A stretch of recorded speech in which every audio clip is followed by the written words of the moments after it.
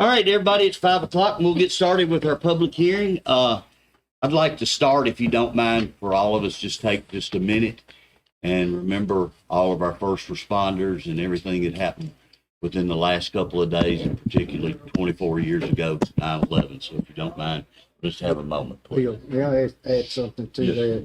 that? To remember Ricky Frazier and his family. Ricky was a vice mayor, so y'all remember his family in prayer. If you don't mind, we'll just take a moment, please.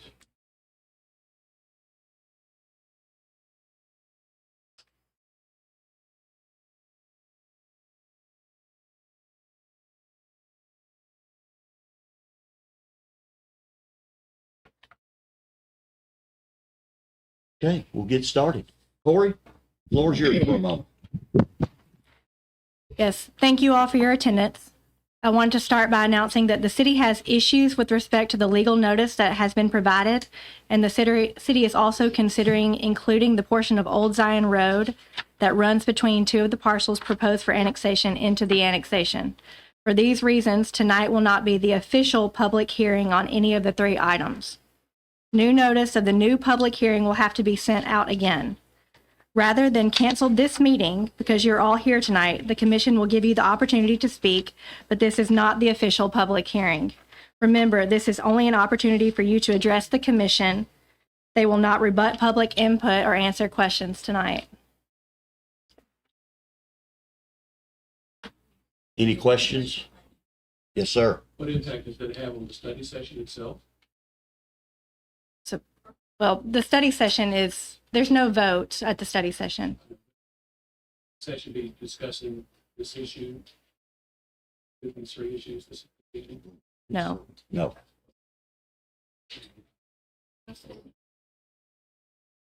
Yes, sir. So just the progression, so we're Tuesday night, I mean, you'll still vote? No, there's no No. vote. No, Nothing. sir. Negating all of that. I just Yes, sir. Understood, okay. And that's why we wanted to start it this way, just to make sure. Look, I'm going to be the first to say, just 1 second. We realize we made some mistakes. We want to do this right. And we want everybody to have the opportunity to speak when it's right. And that's only fair to you and to us. That said, everything said this evening will not be on any record or anything. It will just, you want it on the record, you need to be here at the next meeting. Correct. This cannot be the official public hearing because of the notice problems. All right, thank you. There's somebody here that's, I think, looks like he's recording something.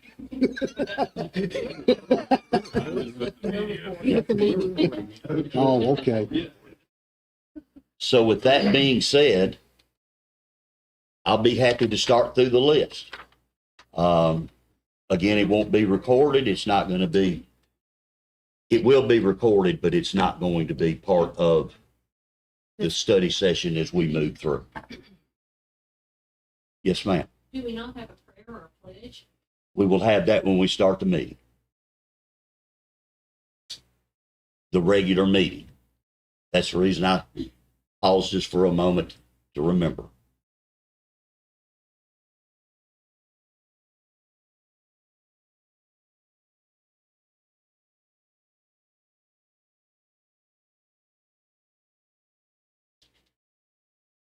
Okay. Deborah Davis, 6770 Polk Lane. Hello, as Hello. he said, I am Deborah Davis, and I do reside in the city limit of Mount Pleasant. I would like to give my perspective on two aspects of the high-density zoning request. First of all, what is the purpose of a zoning plan and ordinance? It is supposed to reflect the best plan for cohesive, beneficial development and to preserve and maintain the essential character of the city as it exists as of the date of the adoption of this ordinance. That's a direct quote. It is intended to protect residents from the pressures applied by developers who want to maximize their profits at the expense of existing residents. It's also intended to protect residents against the influence of prospective tax dollars that can push city leaders toward decisions that are dollar-driven, but not necessarily in the best interest of the residents. Secondly, what is the reason for different levels of land use density in the zoning ordinance? It represents the vision and plan for healthy growth that the residents endorsed when the zoning ordinance was adopted. It represents what it is to be applied and protected according to the priorities of the community that are reflected in the growth plan and its zoning. Yes, high-density residential has its proper place, and that place is defined in the ordinance. The zoning plan places it in or near downtown where it promotes downtown businesses. There are also places where it does not belong according to the zoning plan, regardless of the tax revenue it might generate. The city has an obligation to its residents to enforce the zoning ordinance. The desire or need for dollars cannot be allowed to override all other considerations.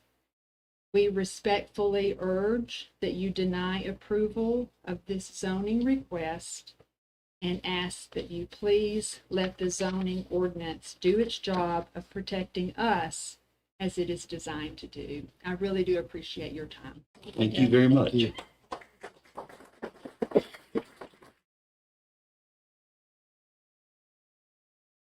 Joel Rainey.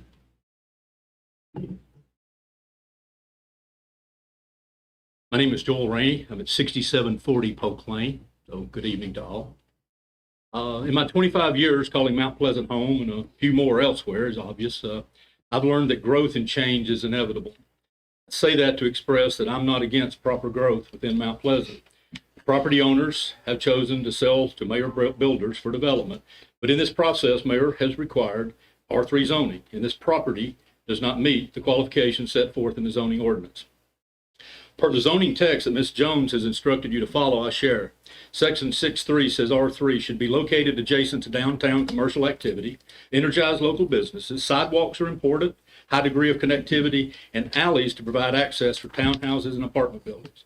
Section 4.2 goes further to say regarding interpretation. It says this interpretation authority, which is, of course, you, this interpretation authority is not intended to add or change the essential content of the ordinance. Again, not add or change, cannot add, cannot create your own. Your focus, your consideration, your authority given for interpretation is limited to the rules and criteria in the ordinance that you have pledged to follow. I don't envy your position. This has become a very polarizing topic, and I can tell some of you are conflicted by the process. You've even described it as hard or difficult. Let me try to simplify the process and perhaps remove some of the stress and pressure by suggesting that the words or ideas not included in the ordinance, but added to justify R3 be disregarded. They are builder. Nowhere in the ordinance does it speak about the builder being of any consequence. They're obviously a part of this discussion, and going forward, all have to benefit. It has to be good for both sides. They need to make money, but any unwritten notion that Mount Pleasant can in any way parlay their cost and profits by allowing R3 is not included in the scope or intent of the ordinance. Yet their requirement for R3 has become the basis for your discussion rather than the written ordinance. Money, quote, can't get away from the income side of it. Listen, very simply, if revenue was a criteria allowed, then we wouldn't need zoning ordinances because everything would be high density because that would be more revenue. As elected officials and the interpretation authority, you have responsibility to follow the zoning ordinances of Mount Pleasant as written and documented. You interpret, not add or change. In your desire to improve our community, you see this builder as an opportunity, but only if I make R3 work. Instead of following the ordinances, there are attempts to create exceptions. These two approaches are in direct contrast to each other. Do I follow the ordinance, which pushes me towards not allowing R3, or do I find a way to confirm R3 because the builder will not do it any other way? The simplest way forward is to be guided by the ordinance as written, which provides the instructions and needs of Mount Pleasant, since it was adopted by due process through legal governmental methods. Your job is real simple. Read and lead. Thank you, sir. Right on time.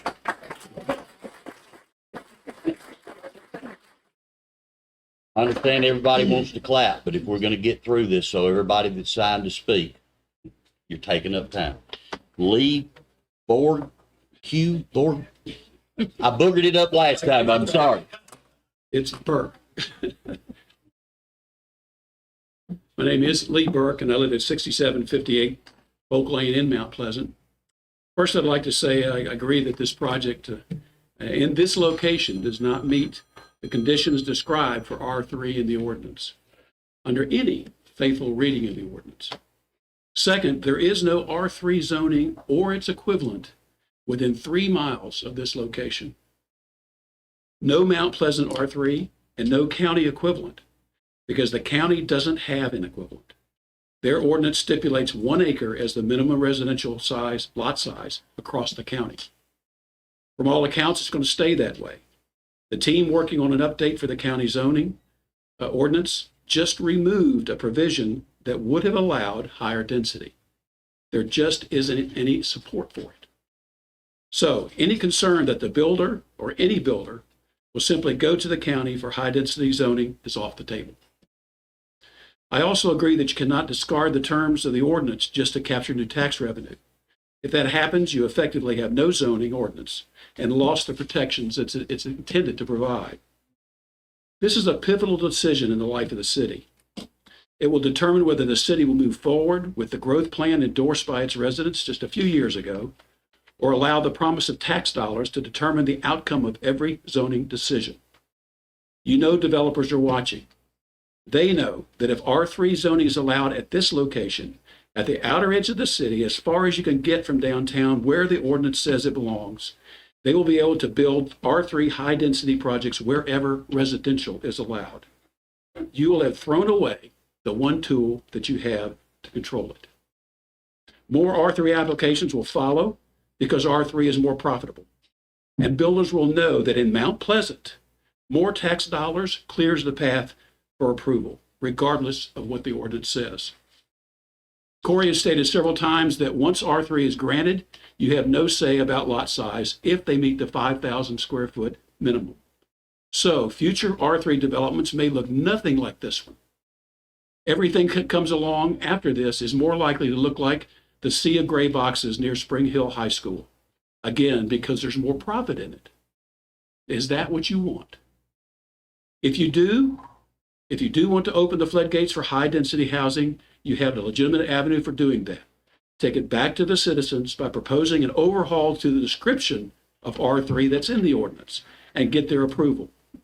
Doing a piecemeal rewrite of the ordinance, project by project, isn't the answer.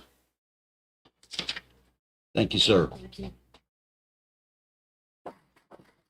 Dr. Justin Croft.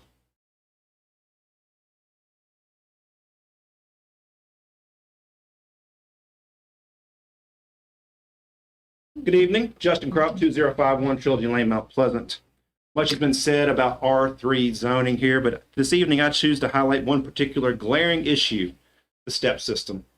2024 report by TDEC paints a very sobering picture of these systems.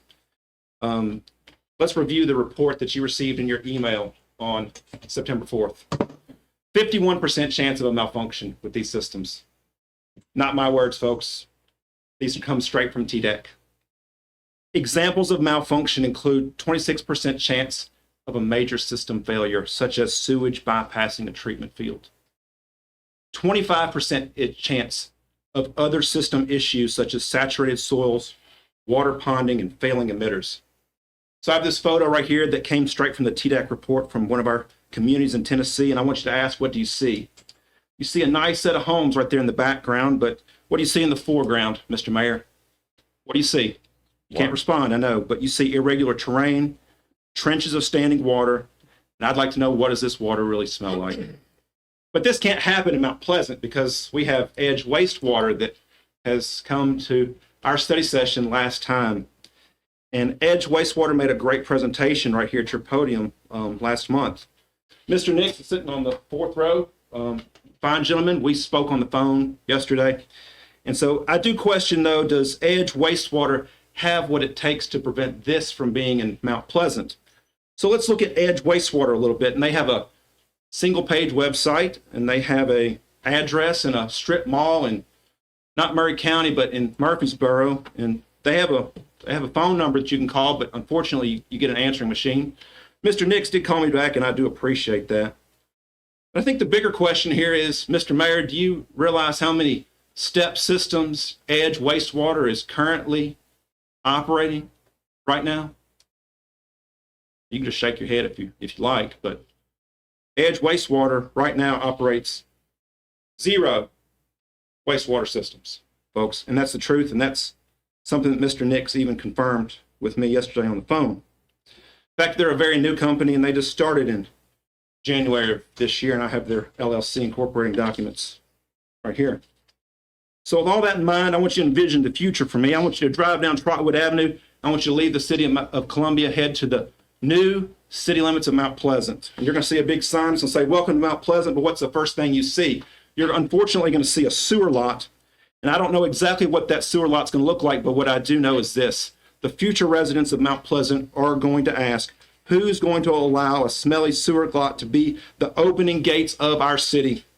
And history will be clear, friends. If you vote for R3, you did. Thank you.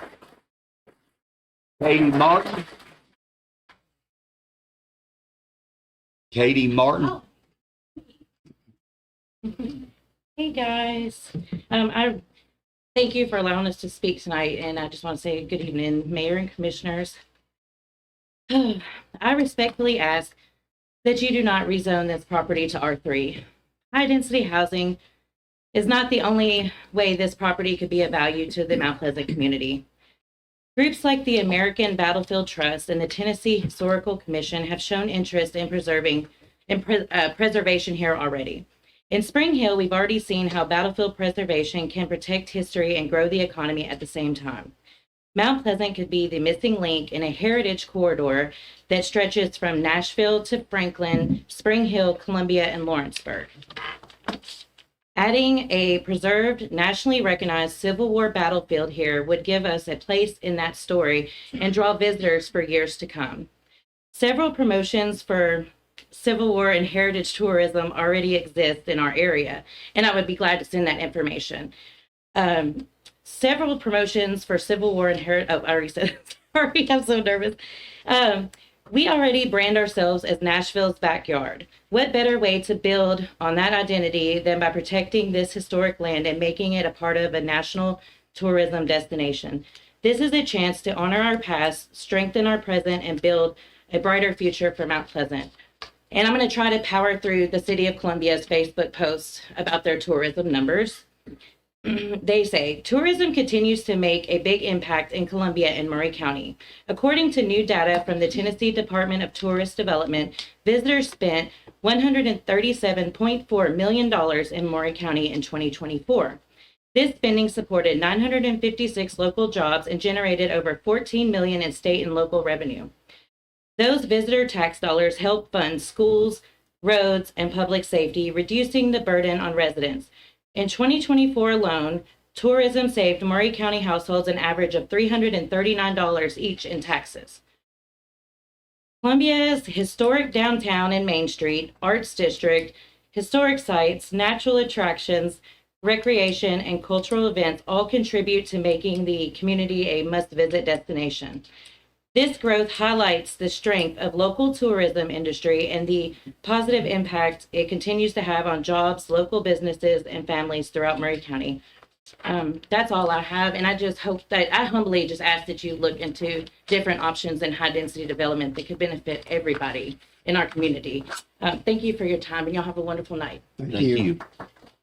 Bridget Davis.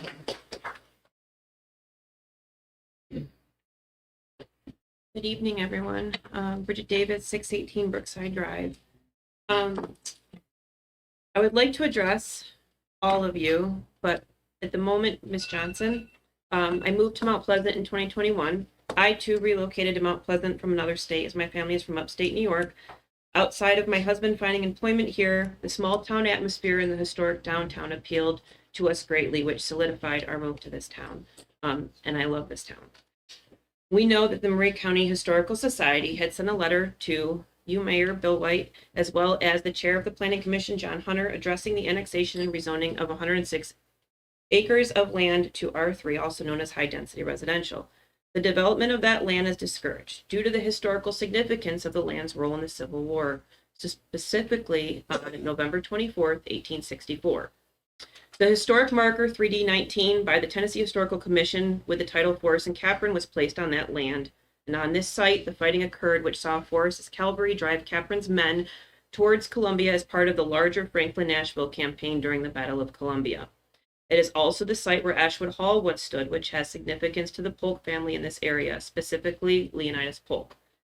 He was second cousin to James K. Polk, our 11th U.S. president, and a general in the Confederate Army. Therefore, being that Ms. Johnson is currently serving as city commissioner on the Mount Pleasant Historic Zoning Commission, it is essential that this council, now being made aware of the historical significance of this land, has an obligation to protect the land facing annexation and rezoning from being developed. It is of the highest importance we pay homage to the historic integrity of not only our downtown, but to Mount Pleasant as a whole. The Civil War Trail has its markings throughout Mount Pleasant, specifically Mount Pleasant Pike, known as 43. These men fought on this land, shed their blood there, and some lost their lives there. We owe it to them to not only tell their story, but to be part of their story. Our town can be part of a bigger narrative in historical preservation that will in time invite outsiders and residents alike to take part in the retelling of a time in history that changed the trajectory of the war, as well as housed a family on that land and its workers whose roots run deep. To this council, protecting this land and leaving it for all of us to enjoy for years to come and for future generations requires that you please turn down R3 development of this parcel of land. Thank you for your time. Thank you. Thank you. Jeff Brewer?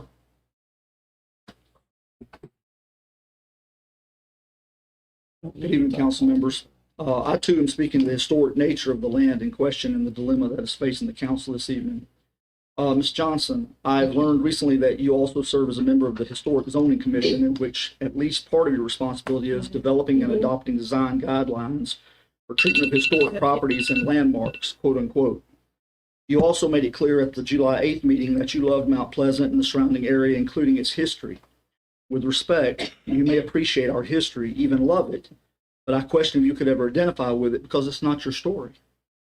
Generally speaking, the South is viewed by outsiders as quaint, a bit set back in our ways, with too much of a backward glance at times gone by and an unyielding devotion to our Confederate ancestors. And this may be true, but I want you to understand why.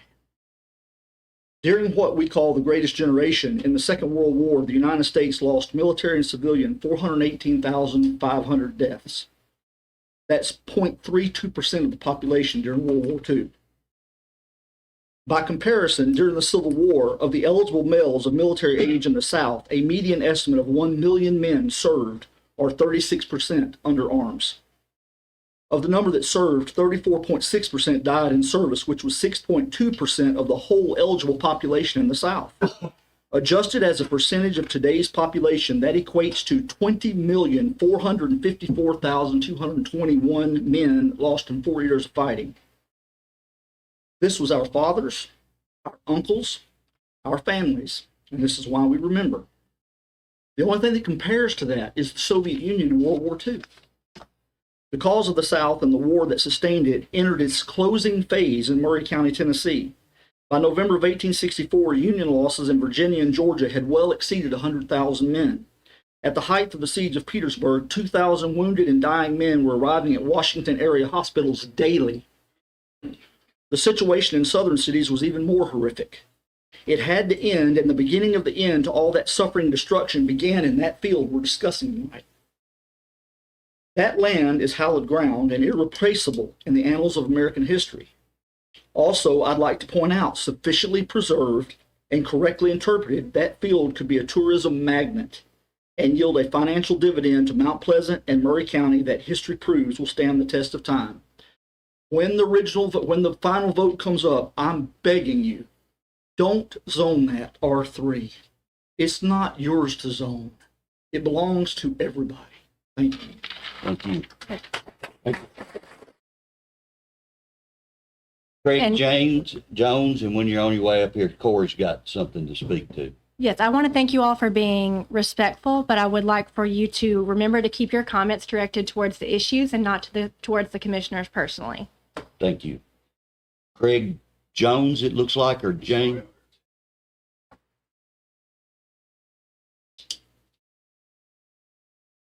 Thank you for being able to be here tonight. My name is Craig Jones. I live at 3105 Ashwood Road in Mount Pleasant. I work at NHC Murray Regional, which is on Trotwood. We have about 295 employees. And I know you guys are all familiar with the ordinances. They've been stated very clearly tonight, and so I won't go into that, but I'm going to hit it from a little different standpoint of just the issue of Trotwood. And so Trotwood is what Trotwood is going to be. You're not going to get Trotwood to be any bigger. With this 247, you got 765 just up the road. They're having a hearing tonight in Columbia for another development that's right there on Trotwood. Trotwood cannot handle all this traffic. I come Zion to Trotwood every morning to work. Traffic is backed up every morning to the Nazarene Church. If we add those houses, when Mount Pleasant Bridge was out, I had many employees coming to me because they were running out of gas money, because they were having to just go 10 minutes around the bridge to get to work. And that's my biggest concern is, what is the impact on the current residents that are here? I get that it's money, and I get that at the last meeting, we even had elected officials that said, we need the money. And I understand that, but you got to be able to maintain what you currently have.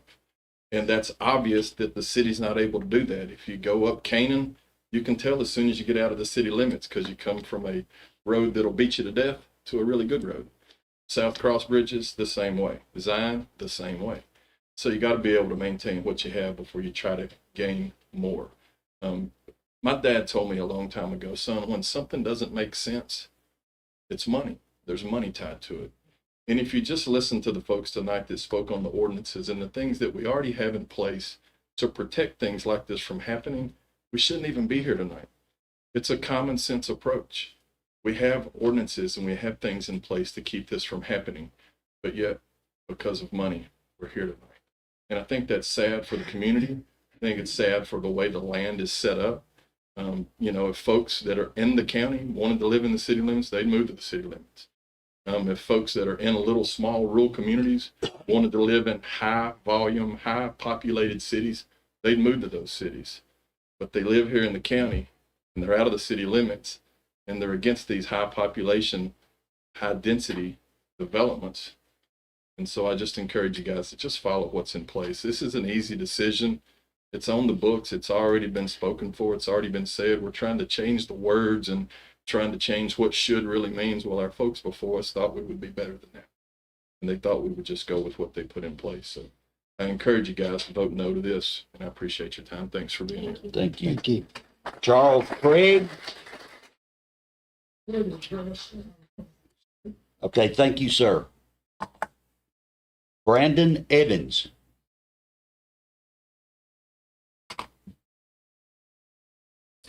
Thank you for doing this meeting, even though it's not as official as it should be. My name is Brandon Evans. I am a father. I am a husband. I have 3 children, and I moved to Mount Pleasant about 2.5 years ago because of its character and because it had a small town character where I believed, even though it wasn't perfect, that there was potential here, that there was potential for growth, which is kind of what we're talking about here. And but one of the things that I've been noticing, and I'm kind of ashamed to say, but as a busy father, as a worker, and I'm obviously a younger individual, this is the first meeting that I've ever even been to, because the chatter of this meeting and the chatter of what this means for this community has reached me and reached other people of my same age and place in life. And I'm pretty sure that people similar to me are the people that you're hoping to draw to Mount Pleasant to start to fill some of these homes and some of these residents that we're trying to build here for growth, because we need growth here, and we understand that there are revenue concerns, but many different things have been brought to attention, and they seem fairly cut and dry. I could be obviously incorrect. But the one thing I wanted to speak to, since this isn't really as as official as it probably should be. It's really just the character of what this whole process seems to mean. I think this R3 zoning, when we're bringing this to this city, we are asking ourselves as representatives of the city, are we doing what is good for the community of Mount Pleasant? Are we doing what the people of Mount Pleasant desire? And maybe there are misunderstandings. Maybe there are things that people don't understand about what is necessary for the city to grow and for the city to prosper. But as we're hearing today and other things that have already been put forward, there are other avenues that can be explored. There are other things that can be actually looked into to possibly solve these issues for everyone that is involved here. As I was one of the volunteer coaches on the Mount Pleasant middle school football team, it was just a joy to see the community and the love that takes place in this small knit community. And I'm just going to be honest, I don't know if this is going to solve the money problems, because I'm not sure that families like myself are going to actually support this in the long run. We literally moved from places like Spring Hill and Columbia for doing these exact things. I moved from Columbia to Mount Pleasant because although I desired a growth and a different type of community that could still grow, I wanted a different feel. The congestion and the R3 was just not appealing. And so I'm just asking you to think about your constituents, the desires of the community. Thank you, I sir. appreciate it. Thank you so much. Brandon Evans. That's it. All right. Eric Pravetti, I'm just trying to make sure.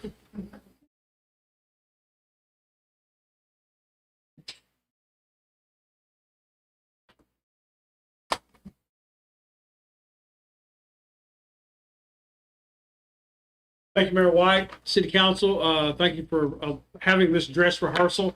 My name is Eric Pravetti. I live at 101 Casey Valley Drive. That is in Columbia. I currently serve as a Murray County Commissioner for the 2nd District, which is the southwest part of Columbia. I serve as the Admin Committee Chairman and the Building Committee Chairman, and I'm the past Chairman of the Commission. I also serve currently as the Vice President for the Murray County Historical Society. I just got done serving 2 terms as its President. We did put together a letter for you guys. Pretty much everything in here has been said. Like I said, this is a great dress rehearsal.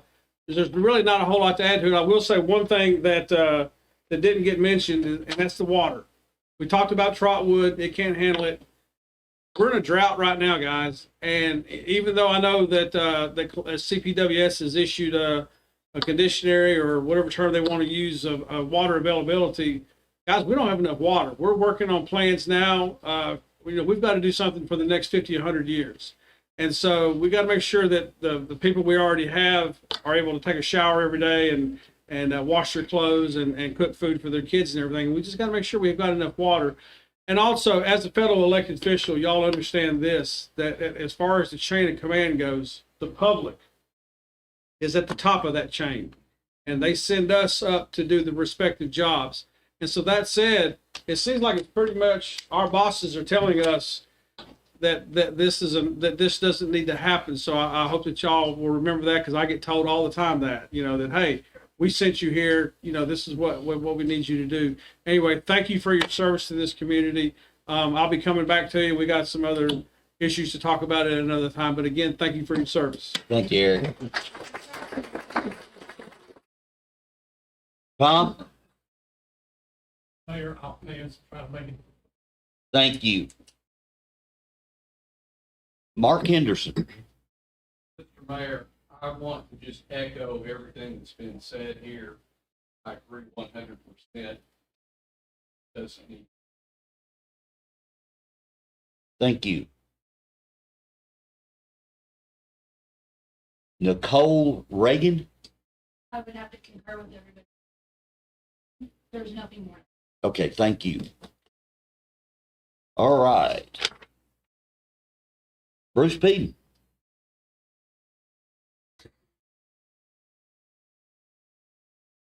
Mr. Mayor, members of the council, I'm Bruce Peden. I'm a lawyer from Columbia. Been a lawyer practicing in Columbia since 1981.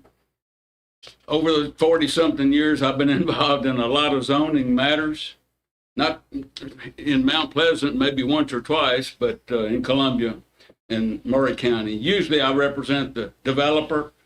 That's my typical representation. I'm here tonight on my own behalf.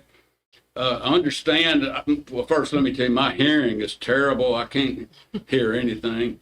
And I think I understood that this project is going to be reworked or recycled. And so anyway, realizing that, I would just ask you all to consider seriously the TDEC report about these septic systems.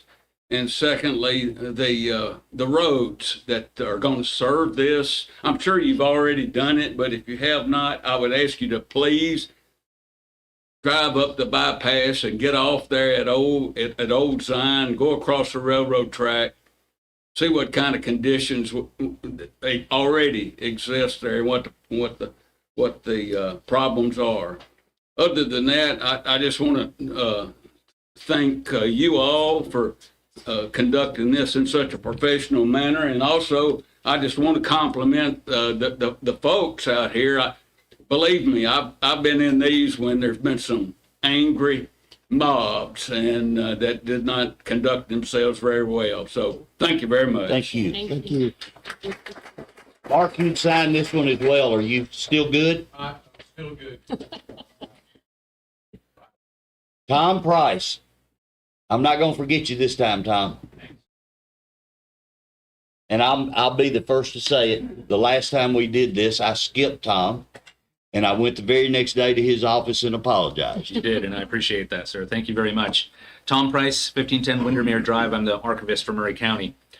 History matters in Murray County, and the Ashwood Hall property, more than any other in the county, tells our whole story. Native American, Black, white, agricultural, industrial, military. This land tells all of our story. I've written a fairly detailed summary of the history of the property. You've all had an opportunity to read it, but you don't have to take my word for it, or the 40-odd people who have spoken in the 3 meetings about this topic. You've received letters from the Tennessee Historical Commission, the State Historic Preservation Officer, the National Park Service, because this property is on the National Register of Historic Places, the Tennessee Wars Commission, the American Battlefield Trust, Murray County Historical Society. From local to state to national organizations, the experts are telling you zoning this for high-density housing is the wrong thing to do. Nearly every political campaign for the last 2 election cycles at least have been rampant with the phrase smart growth. Is it just a feel-good phrase to get votes? Spring Hill hasn't done it. Columbia is not doing it. But you, Mount Pleasant, still have a chance to do it right. You have the opportunity to lead Murray County and the state by saying and showing that our collective history matters here, and saving the most historically important piece of land left matters more than property tax revenue. Sometimes historic value is indeed worth more than monetary value, and here's the truth. If we can't save this most important piece of land, then there's not one single acre in Murray County safe from development. That's not smart growth, that's just growth. You still have the opportunity to retain the historical charm and rural beauty that is so quickly disappearing from our county. I understand growth, I'm for it. I want Mount Pleasant to thrive, and it will. As you've said, it's coming. But it doesn't have to be on these historic 106 acres. This land has a legacy for 200 years that has withstood all manner of calamities, from war to industrial development, and yet it still stands, at least for today. Its history is long and storied and documented.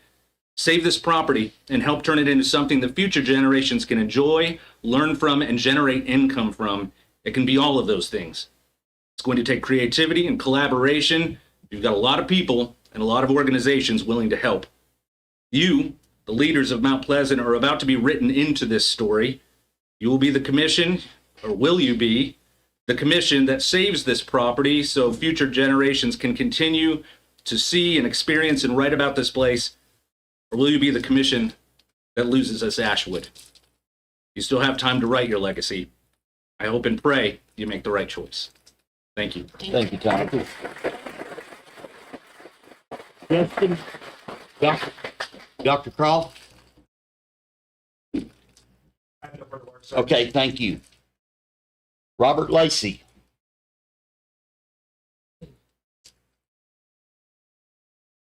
this short since I just had surgery and I'm on pain meds. Just on the step system, once again, as you've all read the TDEC report, 51% are in non-compliance in the state of Tennessee. Of that 51%, 26 had major problems, 25% minor problems. I'm sure these step systems weren't put in a marshland and next to a creek like the proposed system is now. The common sense would state that if the land can't support the drainage that's going on now, how is it going to support thousands of gallons coming in from this housing development?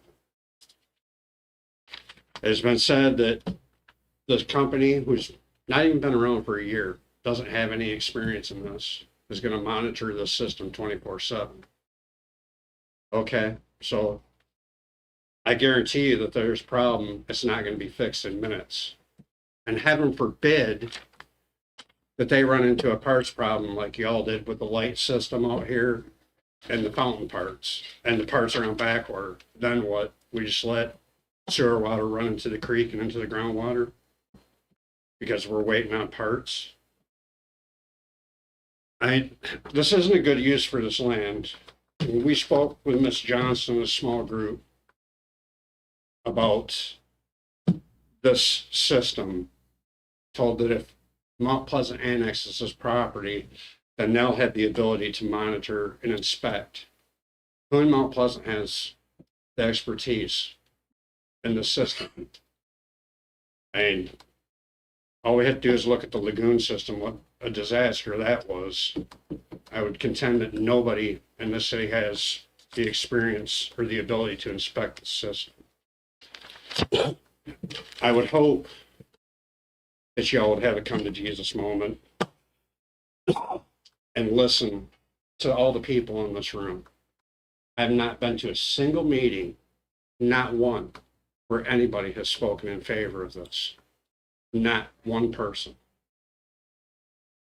I know it's tax revenue, but y'all were elected by the people in this room to do what we ask you to do, not to do what benefits a builder. The builder is not your concern. Your constituents are your concern. I would ask you all to vote no on this. Thank you. Thank you. Thank you. All right, that's everybody we've had sign up.